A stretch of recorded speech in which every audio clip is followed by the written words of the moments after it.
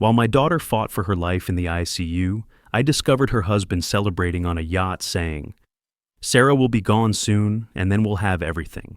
I made a call that ended his life. I'm standing in room 314 at St. Mary's Regional, watching Sarah's chest rise and fall with the ventilator. The machines beep steadily.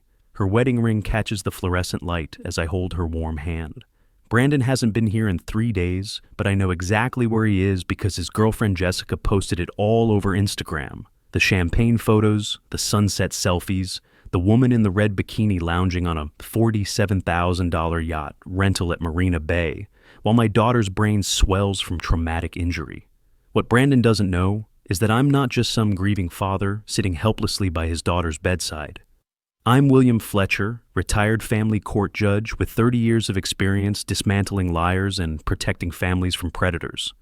More importantly, I have resources he can't imagine and a professional network that specializes in destroying people exactly like him. The head nurse, Maria Gonzalez, pulls me aside at 23 years she's worked this ICU. She's seen everything, but her hands shake as she shows me the clipboard. "Judge Fletcher, there's something you need to know about your son-in-law." Inside the manila folder are photocopied medical charts, Sarah's charts. "Look at the signature on the DNR order," Maria whispers. "Do not resuscitate." I read it twice. The handwriting doesn't match Brandon's usual scroll, too neat, too careful. The timestamp shows yesterday, filed right after Dr. Pierce returned from his weekend yacht trip. But I saw Jessica's Instagram story. They didn't dock until Brandon was still on the water when this DNR was supposedly signed. "There's more," Maria continues. "Hospital policy requires 2 signatures for DNR orders. This only has 1. And Judge Fletcher, the attending physician, Dr. Patterson, never signed off on this. He's never even seen it. Forged documents. In 30 years on the bench, I've seen plenty. But this is my daughter's life." Maria pulls out her phone, shows me a photo from the nurse's station computer screen. Visitor log for room 314, past 14 days. I count the entries. Brandon Pierce, October 15th, October 18th. That's it. 2 visits in 2 weeks while his wife fights for her life. "The other nurses are talking about the phone calls," Maria says quietly.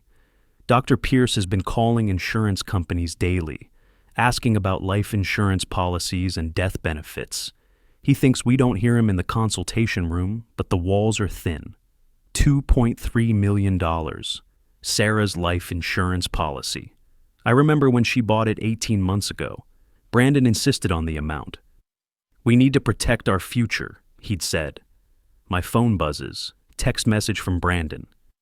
"William, we need to talk. Tomorrow, 2 p.m., my office." Not Dad, not Bill, William. The formal distance tells me everything. That night, I sit in Sarah's room after visiting hours, using an entrance the security guard doesn't monitor. Old courthouse habits. Her hand is warm in mine, her pulse steady. The machines show complex brain activity patterns, not the flat line of someone beyond hope. These are the patterns of someone fighting to come back. I make the decision that will change everything. I pull out my phone and dial a number I haven't used in 2 years. "Tony, it's Bill Fletcher. Remember that favor you owe me?" Tony Castellanos, private investigator. 23 years ago, I presided over his custody case, helped him keep his kids when his ex-wife tried to disappear with them to Mexico. Former FBI white-collar crime specialist, now he traces cheating spouses and financial fraud for clients who can afford the best. "Judge Fletcher, what do you need?" "I need you to investigate my son-in-law. Everything. Financial records, phone records, that yacht he's been posting about. I want to know how a surgical resident making $58,000 annually affords a $47,000 weekend. I write a check from my retirement account for $25,000. Tony's retainer fee. What Brandon doesn't know is that I've spent 30 years building a network of prosecutors, investigators, forensic accountants, and federal agents. People who owe me favors, people who specialize in destroying criminals who think they're smarter than the system. The call comes at, I'm reading Sarah the morning sports section like I did when she was little. She always loved baseball. "William, we need to discuss Sarah's situation." Brandon's voice is cold, clinical, like he's discussing a patient instead of his wife. "Let's be realistic here. The brain scans show significant trauma. The neurologist says recovery is unlikely. I watch Sarah's chest rise and fall, steady and strong. Which neurologist? A pause. Dr. Henley. He's the best in the state. I write down the name. Tony will check that too. William, I know this is difficult, but I have to think about Emma's future, about my practice. I can't put my life on hold indefinitely. Your life? I repeat the words slowly. Yes, Sarah would want me to move on, to find happiness. I think about Jessica in the red bikini, about champagne photos posted while Sarah was having emergency brain surgery. Brandon, are you familiar with California's community property laws? Another pause, longer this time. I don't see why that's relevant. Well, as Sarah's husband, you're entitled to 50% of her assets, including the life insurance policy, but only if you're still married when she dies. The silence stretches. I can hear him breathing. What are you implying? I'm stating facts. $2.3 million is substantial money for someone with your expenses. My expenses? The yacht rental, $47,000 for the weekend. That's what Jessica posted on Instagram. Marina Bay, Slip 47, beautiful photos. Sharp intake of breath. You've been watching Jessica's social media? Brandon, I'm a family court judge, retired but trained. I notice things, like how someone affords luxury yacht rentals on a resident's salary, or why someone files a DNR order while they're still on the water. I don't know what you're talking about. The timestamp, Brandon. 3:17 p.m. yesterday, but Jessica's Instagram story shows you didn't dock until 4:30. Basic mathematics. The mask is starting to slip. Good. When he speaks again, his voice has changed. Lower, meaner. Listen carefully, old man. I'm a Harvard-trained surgeon. You're a washed-up small-town judge who can barely remember what day it is. Sarah is going to die, and when she does, I'm going to remarry. Emma will have a new mother, a functioning one. The words hit like a physical slap, but my voice stays steady. Interesting choice of words. I'll remember that. And another thing, you're not welcome at this hospital anymore. Security has your photo. Try to visit Sarah again, and they'll call the police. I think about Maria Gonzalez risking her career to warn me, about the nurses who've watched Brandon abandon his wife. Brandon, do you know what I learned in 30 years of family court? The husband who fights hardest to keep people away from his dying wife usually has something to hide. You don't know anything.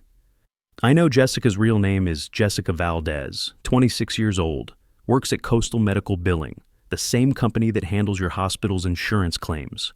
I know she's been accessing patient insurance records, including Sarah's. That's a federal crime, by the way. HIPAA violations carry serious penalties. I hear him fumble the phone.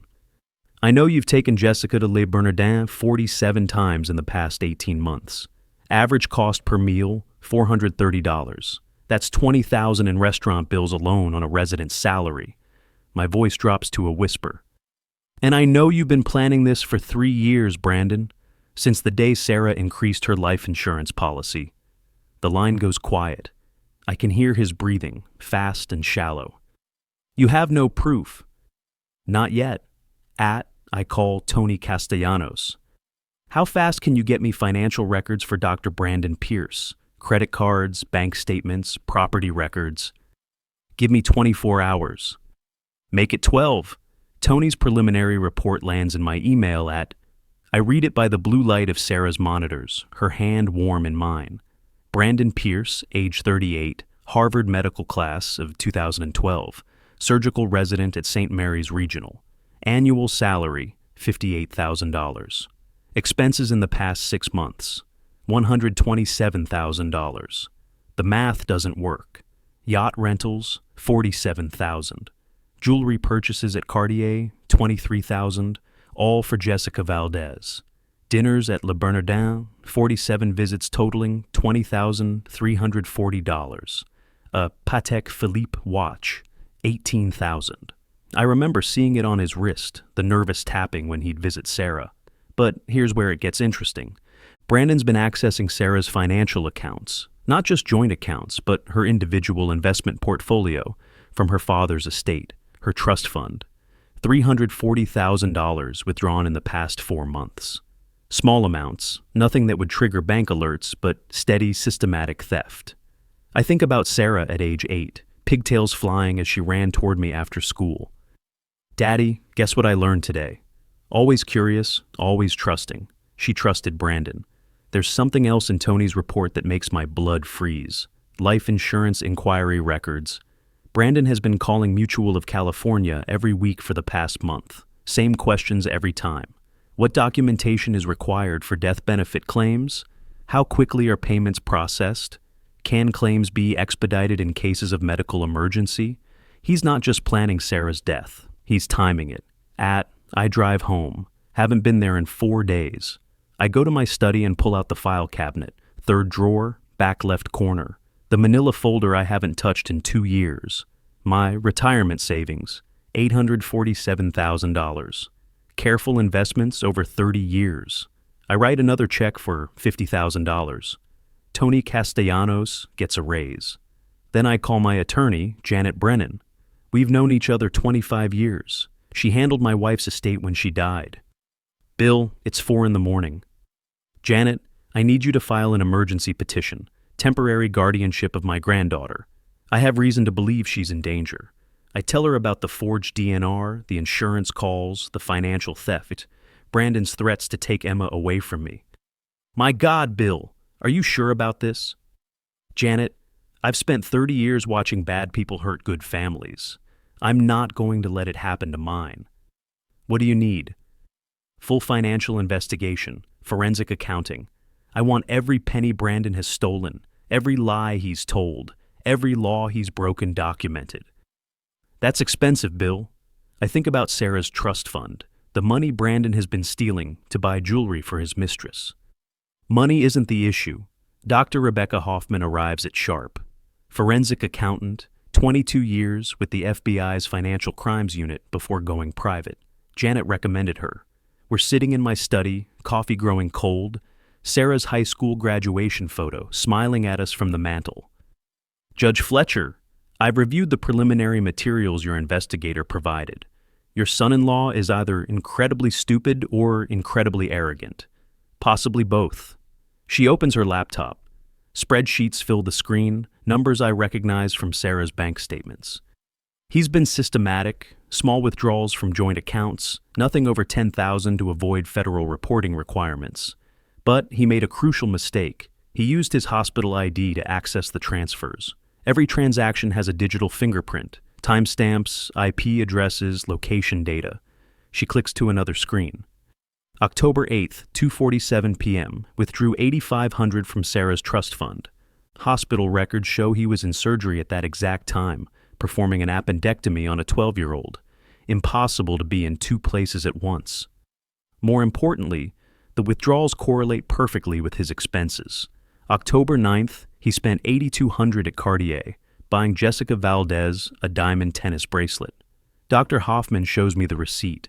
Sarah's money, buying jewelry for Brandon's mistress while Sarah lay unconscious in the ICU. How much total? $340,000 over 4 months, but that's just what I found in 3 hours of searching. My phone rings. Tony Castellanos. Judge, you need to hear this. I've been monitoring Brandon's communications, that's legal. He's been calling Jessica on the hospital's landline, public record. And Judge, the conversations are automatically recorded. Hospital policy for quality assurance. I put the call on speaker. October 15th, 9:22 p.m., Brandon to Jessica. Don't worry about the old man. Sarah will be gone soon, and then we'll have everything. The words hit like ice water. There's more. October 18th, 11:47 a.m. The insurance company says they need a death certificate within 48 hours for expedited processing. I can arrange that. Dr. Hoffman stops typing, looks up at me. Judge Fletcher, that's conspiracy to commit insurance fraud. Federal crime, 20 years minimum. Tony continues. Hospital security footage shows Brandon hasn't just been avoiding Sarah's room. He's been actively steering other doctors away, telling them she's too far gone for consultation, preventing second opinions. Medical negligence, another federal crime. And Judge, remember those Instagram photos Jessica posted from the yacht? What about them? GPS metadata, They weren't just partying while Sarah was dying, they were celebrating. Tony sends me the photo files. I open them on Dr. Hoffman's laptop. October 15th. Brandon and Jessica on the yacht, champagne glasses raised. Jessica's caption: "To new beginnings." The timestamp shows this was posted exactly 37 minutes after Sarah's emergency brain surgery began. I make my first move. I called Dr. Patricia Hammond, Chief of Staff at St. Mary's Regional. We served together on the hospital board 5 years ago. "Patricia, I need to report a serious ethics violation." "What kind of violation, Bill?" "A doctor accessing patient financial records without authorization, using hospital systems to commit theft, falsifying medical documents." Silence on the line. "Bill, that's extremely serious. Are you certain?" "I have documentation, bank records, timestamps, recorded conversations. And Patricia, the doctor, is using stolen money to fund an extramarital affair while his wife lies unconscious in your ICU." "My God, who is it?" "Dr. Brandon Pierce." Another silence, longer. "Bill, I'll need to see the evidence." "Dr. Hoffman will deliver it within the hour, full forensic report." "But, Patricia, there's something else. Brandon has been preventing other doctors from examining his wife, telling them she's beyond help when brain scans show clear activity. That's medical negligence, potential malpractice. It gets worse. He's been calling insurance companies asking about death benefit procedures while actively preventing treatment that could save her life. I hear Patricia typing rapidly. "Bill, I'm calling an emergency medical board meeting for this afternoon. Can you be there?" "I wouldn't miss it." My phone rings. Unknown number. "Judge Fletcher, this is Nurse Patricia Davis, ICU night shift. I heard through Maria Gonzalez that you're investigating Dr. Pierce. There's something you need to know." "Oh, what is it?" "Last night, Dr. Pierce came to the ICU at 2 a.m. He wasn't scheduled. He went directly to your daughter's room with a syringe." My blood freezes. "What happened?" I stopped him, asked what medication he was administering. He got angry, said it was routine care. But Judge Fletcher, the syringe wasn't labeled. No medical order in the chart. "Where is it now?" "I secured it. Hospital protocol for suspicious medications. It's being tested by the lab." Dr. Hoffman calls. "Judge Fletcher, the lab results came back." "What was in the syringe?" "Potassium chloride, concentrated, enough to stop a heart in minutes." Brandon had tried to murder my daughter. I find Brandon in the hospital parking garage at level 3, near the doctor's reserved spaces. He's walking toward his BMW, medical bag in hand. "Brandon?" He freezes, turns around slowly. The confidence from yesterday's phone call is gone. His face is pale. "William, what are you doing here? I thought security had your photo." "They do, but you know what's interesting about security cameras?" I step closer. He takes a step back. "They record everything, including doctors wandering the ICU at 2 a.m. with unmarked syringes." His hand trembles as he reaches for his car keys, the same hand that tried to inject my daughter with poison. "I don't know what you're talking about." "Potassium chloride, Brandon. Concentrated enough to stop a heart in minutes." The keys fall from his shaking fingers, clatter on the concrete. That was routine medication." "Really? Because Nurse Davis couldn't find any medical order for it. No doctor's signature, no pharmacy record." I pick up his keys, hold them in my palm. "You know what else is interesting? Hospital policy requires all medications to be labeled. This one wasn't. Brandon's expensive suit is wrinkled, probably slept in it. The Patek Philippe watch he bought with Sarah's money catches the fluorescent light. "How's the yacht, Brandon?" He flinches like I've slapped him. Jessica's photos were beautiful. The champagne toast while Sarah was in surgery, very romantic. "You've been stalking us." "I've been protecting my daughter from her husband, who's been stealing her money to buy jewelry for his mistress." I step closer. Brandon backs against his car. $127,000 in 4 months. That's impressive theft for someone who makes $58,000 a year. "That money was from our joint account." "Sarah's trust fund isn't a joint account, Brandon. It's individual. And you've been accessing it illegally." His face goes white. "You can't prove that." I pull out my phone, show him Dr. Hoffman's forensic report. Timestamps, Brandon.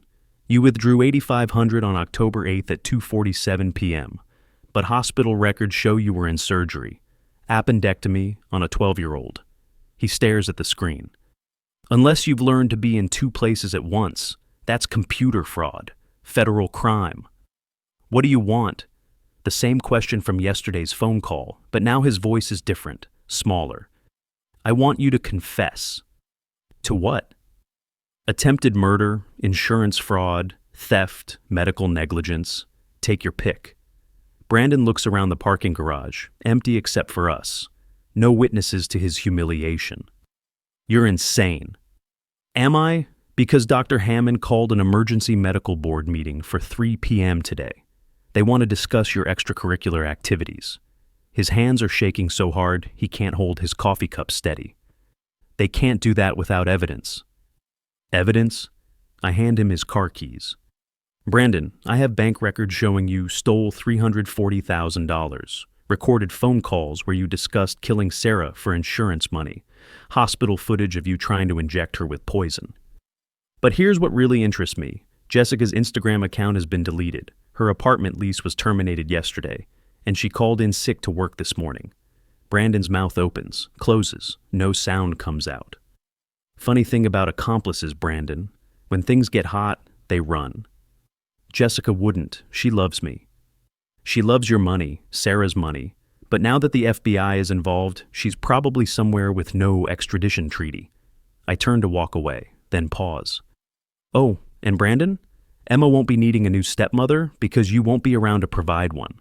His coffee cup falls to the concrete, shatters. The news breaks at 6 p.m. Channel 7's investigative team. Tonight at 6, a prominent Bay Area surgeon accused of attempting to murder his comatose wife while stealing hundreds of thousands from her accounts to fund an affair. I'm watching from Sarah's room, visiting restrictions mysteriously lifted after my conversation with Dr. Hammond. The reporter, Susan Blake, stands outside St. Mary's Regional, professional, relentless. Dr. Brandon Pierce, a surgical resident here at St. Mary's, is under investigation for multiple felonies, including attempted murder, insurance fraud, and theft of marital assets exceeding $300,000. They show Brandon's photo, the one from the hospital website, smiling, confident. Sources tell Channel 7 that Dr. Pierce was caught on security cameras attempting to inject his comatose wife with a lethal dose of potassium chloride while she recovered from traumatic brain injury. My phone buzzes, text message from an unknown number. Judge Fletcher, this is Jessica. We need to talk. I show the text to Tony Castellanos. He's been sitting with me since 4 p.m., waiting for Brandon's response to the media coverage. She's scared, Tony says, probably trying to cut a deal. On screen, Susan Blake continues her report. Hospital records show Dr. Pierce visited his wife only twice in 3 weeks while spending lavishly on his girlfriend, including a $47,000 yacht rental posted on social media during his wife's emergency brain surgery. They show the Instagram photos, Brandon and Jessica with champagne glasses, timestamp October 15th. Sarah Fletcher Pierce was fighting for her life while her husband celebrated with another woman. My phone rings. Brandon. You did this. His voice is different, desperate, angry. Did what, Brandon? Called the media. Destroyed my reputation, my career. I watch Sarah's peaceful face, the steady rise and fall of her chest. I didn't call anyone, Brandon, but when you try to murder someone in a hospital, word tends to get out. I wasn't trying to murder her. That was medication. Potassium chloride isn't medication, Brandon. It's what they use in lethal injections. The news report continues. They're showing the hospital parking lot now, the same garage where I confronted Brandon 6 hours ago. Dr. Pierce refused our request for an interview, but sources say he appeared visibly shaken when confronted with evidence of his alleged crimes. They cut to footage of Brandon leaving the hospital, stumbling, his BMW parked crooked across 2 spaces. The FBI's white-collar crime division has opened a formal investigation. If convicted, Dr. Pierce could face up to 30 years in federal prison. Brandon's voice comes through the phone, barely a whisper. 30 years. Insurance fraud is a federal crime, Brandon. So is attempted murder and computer fraud and medical negligence. At the next day, FBI Special Agent David Torres calls. Judge Fletcher, we've issued federal warrants for Brandon Pierce and Jessica Valdez. Bank fraud, wire fraud, conspiracy to commit murder. Have you found them? Jessica Valdez was arrested at Vancouver International Airport attempting to board a flight to Dubai. She's being extradited. And Brandon? Still at large, but Judge Fletcher, we found something in Jessica's luggage that might interest you.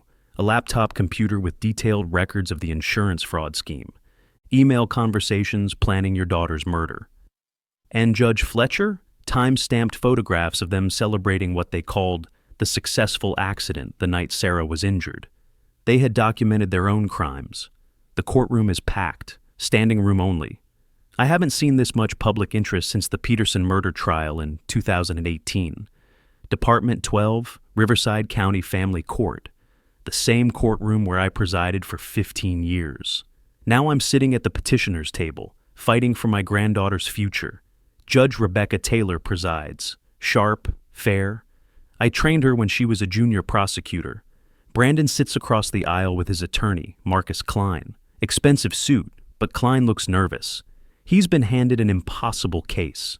Emma sits beside me, 6 years old, brown hair and pigtails just like Sarah at her age.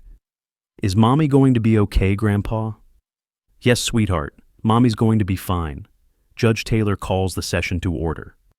This is an emergency custody hearing in the matter of Pierce versus Fletcher. Petitioner seeks temporary guardianship of minor child Emma Pierce. Klein stands first. Your Honor, Dr. Brandon Pierce is the child's natural father and primary custodian. Mr. Fletcher's petition is based on unsubstantiated allegations. Objection. Janet Brennan rises. The allegations are substantiated by federal criminal charges, Your Honor. Sustained. Mr. Klein, please stick to custody issues for now. Janet stands. Your Honor, we'd like to call our first witness, Nurse Maria Gonzalez. Maria walks to the witness stand, 23 years of service badge gleaming on her uniform. She's risked her career to be here. Nurse Gonzalez, did you witness Dr. Pierce attempting to administer medication to his wife without proper authorization? Yes. October 20th, 2:17 a.m. He came to the ICU with an unmarked syringe. When I asked for the medical order, he became hostile. What was in the syringe? Potassium chloride, concentrated enough to cause cardiac arrest. Gasps from the gallery.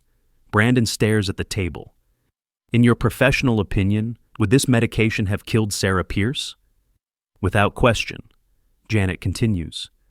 How many times did Dr. Pierce visit his wife during her 3-week hospitalization? Twice. Both visits lasted less than 10 minutes. Did he ever hold her hand, show physical affection? Never. In 23 years, I've never seen a husband refuse to touch his dying wife. Janet calls Tony Castellanos next. Mr. Castellanos, what did your investigation reveal about Dr. Pierce's financial activities? $340,000 stolen from his wife's accounts over 4 months. Used to fund an extramarital affair while she was hospitalized. Tony displays the evidence. Bank records projected on the courtroom screen. October 15th, 8500, withdrawn from Sarah's trust fund. Same day, $8,200 spent at Cartier for jewelry given to Jessica Valdez. The numbers tell the story. Every theft, every betrayal. Janet calls her final witness. Your Honor, we call Special Agent David Torres, FBI Financial Crimes Division. The federal agent takes the stand, badge visible, authority unquestioned. Agent Torres, what federal crimes is Dr. Pierce charged with? Wire fraud, bank fraud, conspiracy to commit murder, insurance fraud. Total potential sentence, life in prison. Has his accomplice been apprehended?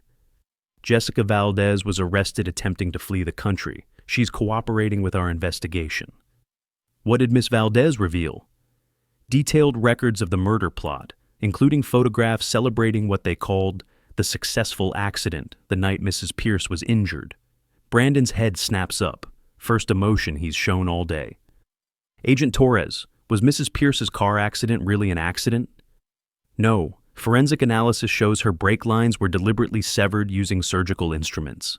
The gallery explodes, reporters frantically taking notes. Brandon slumps in his chair. Judge Taylor doesn't even pause to deliberate. I've heard enough. Emergency guardianship is granted to William Fletcher, effective immediately. She looks directly at Brandon. Dr. Pierce, your parental rights are suspended pending resolution of criminal charges.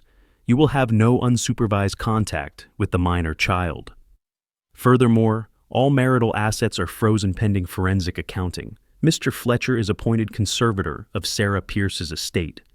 The gavel comes down. Emma tugs on my sleeve. Grandpa, does this mean I get to live with you? Yes, sweetheart, for as long as you want. In the hallway, reporters swarm. Cameras flash, microphones thrust forward. Judge Fletcher, how do you feel about your victory? I think about Sarah, still fighting in her hospital bed. About Emma, finally safe from her father's greed. This isn't about victory, it's about protecting family. What's next for Dr. Pierce? That's up to the federal prosecutors. As we walk to the car, I see Brandon in handcuffs, FBI agents leading him away. He looks at me one last time. The arrogance is gone. Only fear remains. 3 months later, Sarah opens her eyes. Daddy. Her voice is weak but clear. The doctors said it was impossible, that the brain damage was too severe. They were wrong. I'm here, sweetheart. She tries to sit up. I help her, careful of the IV line still attached to her arm. Where's Brandon? I've been dreading this question for weeks. He's gone, Sarah. He can't hurt you anymore. She nods slowly, like she's not surprised. I remember some things. The car, the brakes not working. And Brandon, he was angry about something. Money. You don't need to think about that now. Emma's with me, safe, happy. She's been reading to you every day. Sarah smiles for the first time in 4 months. The criminal trial concluded last week. Brandon Pierce, guilty on all counts. 25 years to life, no possibility of parole. Jessica Valdez, 8 years, eligible for parole in 4. The civil lawsuit recovered everything. Sarah's trust fund, the stolen assets, punitive damages totaling $1.2 million. Brandon's medical license was permanently revoked. Emma runs into the hospital room, backpack bouncing. Mommy, you're awake. Sarah hugs her daughter, both of them crying happy tears. I missed you so much, baby. Grandpa took good care of me. We made pancakes every Sunday and visited you every day. That night, Emma falls asleep in the chair beside Sarah's bed. I cover her with a blanket. Dad? Yes? Thank you for protecting us. That's what fathers do. Sarah takes my hand. Her grip is strong. I should have listened when you warned me about him. You were in love. You wanted to believe the best in people. I won't make that mistake again. Outside, the sun sets over the Bay Area. Emma stirs in her sleep, mumbling about tomorrow's spelling test. My family is whole again. Some people think vulnerability equals weakness. They forget that protecting family is the strongest force in the world. The machines beep steadily. Life continuing, future secured, new boundaries established forever.